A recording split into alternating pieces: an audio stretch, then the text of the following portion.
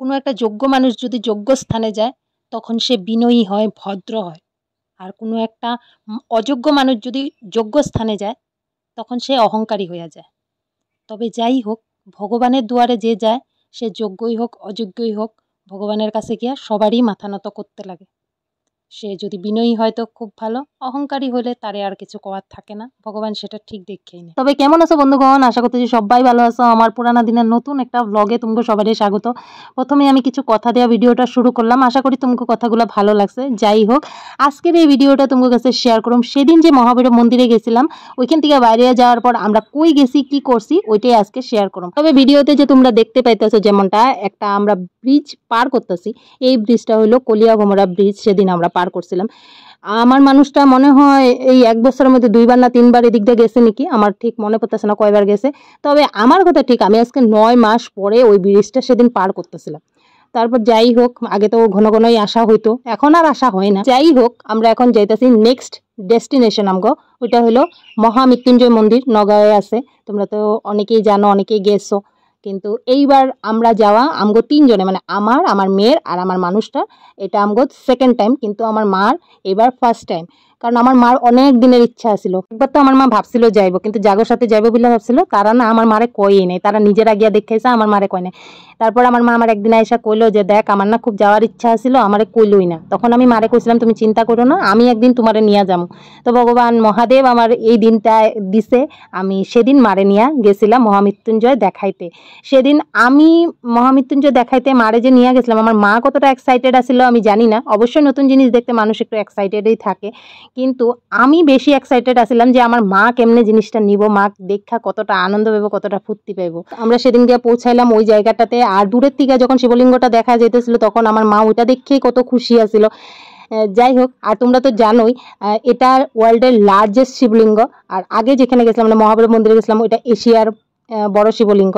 তারপর মন্দিরে ঢুকে আমরা নাইমমাই গাড়ি থেকে গেলাম পূজা সামগ্রীর দোকানে, পূজা সামগ্রী নিতে আর কি। আর আমরা সকাল 8টার সময়, যেহেতু মহাভৈরবে পূজা দেওয়া হয়ে গেছিলো, ওখান থেকে 8টার সময় রওনা দেওয়ার পর প্রায় 9:30টার দিকে গিয়া পায়ে গেছিলাম গা মহামৃত্যুঞ্জয় মন্দিরে। তারপরে ওইখানে এই যে দেখতেই পাইতেছ পূজা সামগ্রীর দোকান, এখান থেকে আমার মানুষটা পূজা সামগ্রী কিনা নিতেছে। ওইখানে পূজা দেওয়ার পর কিন্তু, মানে মহাভৈরবে পূজা দেওয়ার পর কিন্তু আমরা কেউই কোনো কিছু খাই নাই, ওই উপাস অবস্থায় আসছিলাম। আর সেদিন আমরা 9:30টার মধ্যে গিয়া পায়া যাওয়াতে মন্দিরটা আমরা পুরোপুরি খালি পাইছি, তেমন কোনো মানুষ তখনও ভিড় হয় নাই। আস্তে আস্তে ভিড়টা হয়েছে, তবে আমরা যখন গেছিলাম তখন একেবারে ভিড় আসিল না। দেখতেই পেতেছ মন্দির চত্বরটাতে এত মানুষ নাই, কয়েকজন আছে। তারপর আমরা গেলাম প্রদীপ জ্বালাইতে। আগে না মন্দিরের ভিতরে প্রদীপ জ্বালাইতে দিত, এখন দেখি মন্দিরের ভিতরে না প্রদীপ জ্বালাইতে দেয় না। মানে আমরা তো 3 বছর আগে এসেছিলাম, মন্দিরের বাউন্ডারিটার ভিতরে একটা ছোট্ট ঘর আছিল পাকা, ওইখানে প্রদীপ জ্বালাইতে দিত। কিন্তু এবার গিয়া দেখি যে না, ওইখানে দেয় না, ওরা বাইরেই প্রদীপ জ্বালাইতে দিছে, মানে মন্দিরের বাউন্ডারিটার বাইরেই। তো আমার মা আর মানুষটা পূজা করলো। আমার মানুষটা তো মানে কি কমু, যবে থেকে ও অসুস্থ অবস্থায় গেছে, মানে অসুস্থ অবস্থায় যাওয়ার আগের থেকেই ও কিন্তু ভগবান মানতো না, মানে যে তা না মানুষটা, কিন্তু যবে থেকে ও সুস্থ হয়ে উঠছে, অসুস্থ হওয়ার পরে মানে ভগবান যখন ওরে নতুন করে জীবনটা ঘুরাই দিল, তখন থেকে না ভগবানের প্রতি একটা অন্য ভাবেই হয়ে গেছে ওর। ও কিন্তু খুব মানে ভক্তি ভগবানের প্রতি হয়ে গেছে। খালি একটা কথাই ও আমারে কয়, মানুষ তো মানুষের পাশে দাঁড়ায়, কিন্তু আমার পাশে তো আর মানুষ দাঁড়ায় নাই, ভগবান দাঁড়াইছে। আর কিছু মানুষ যারা আমার পাশে আসলে তাগরে ভগবানই পাঠাইছে, এটা ও সবসময় বিশ্বাস করে।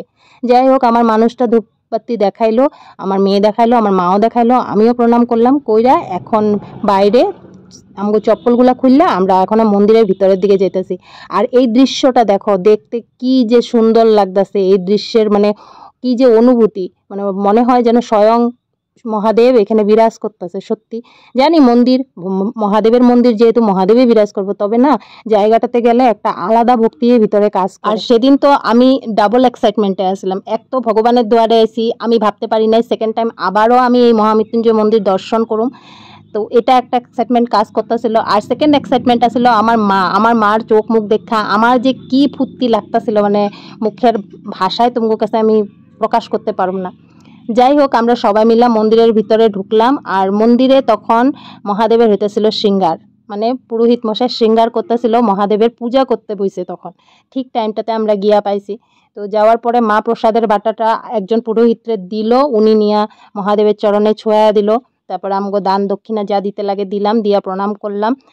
মানে মহাদেবের যে এত সুন্দর করে শৃঙ্গার করতেছিল। আমি কিছু কিছু ভিডিও ক্লিপ তোমার কাছে শেয়ার করতেছি, ভালো করে করতে পারি নাই। তার কারণটা হলো আমার জানা ছিল না যে মন্দিরের ভিতরে ভিডিও করা যায় কিনা, তার লিগে একটু একটু করে ভিডিও ক্লিপগুলো তুলছিলাম। কিন্তু যখন আমি জানতে পারি যে না মন্দিরের ভিতরেও ভিডিও করা যায়, ছবিও তোলা যায়, ততক্ষণে আমগো পূজা কমপ্লিট হয়ে গেছিলো।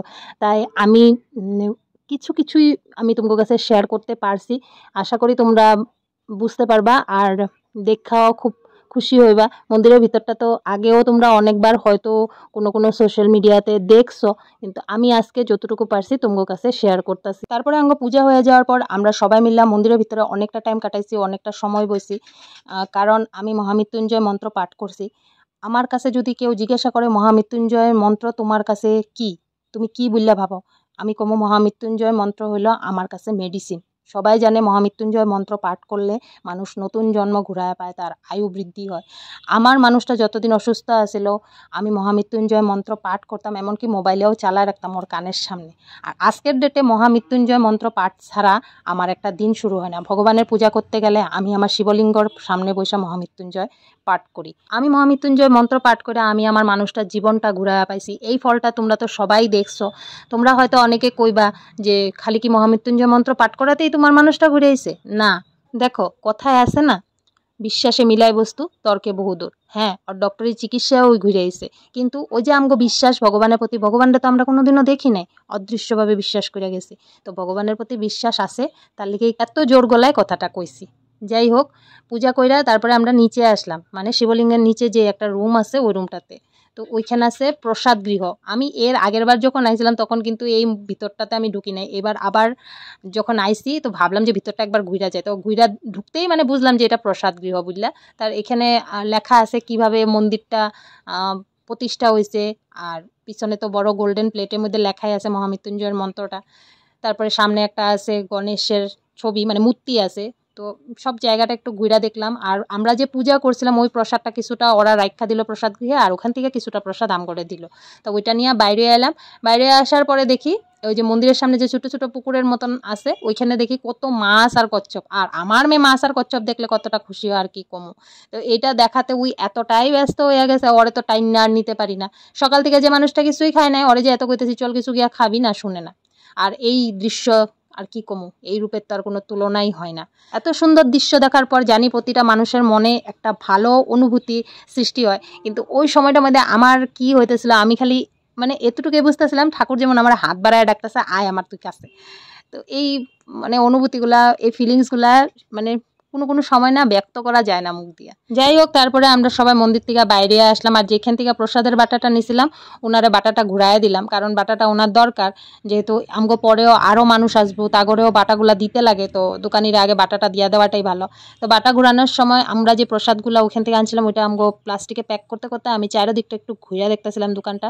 আর ঠিক অমন সময় আমার মার মনে হইলো যে এক জায়গায় আইসি, ওইখান থেকে একটা যদি চিহ্ন না নেওয়া যায় তো কেমনে হয়। তো মার দুইটা মহামৃত্যুঞ্জয়ের ছবি কিনলো, একটা আমার লিগা আর একটা মার লিগা। তো ওইখান থেকে কিনা আমরা সোজা গেলাম গা একটা নিরামিষ হোটেলে। ওইখানে যত হোটেল আছে সব নিরামিষই, কোনো আমিষ না।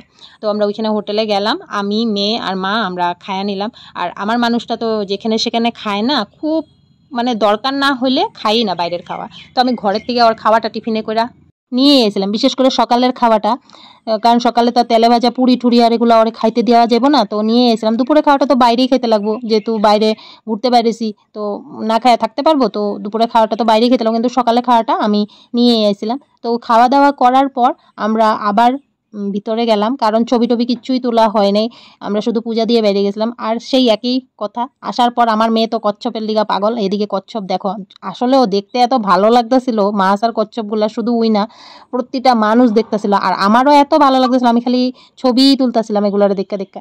যাই হোক, আমরা নিজেরাও অনেক অনেক ছবি তুলছি, অনেক মানে ফুর্তি করছি, তাড়াতাড়ি গিয়ে পেয়ে গেছি দেখে অনেকটা সময় আমরা কিন্তু মন্দিরে কাটাইছি।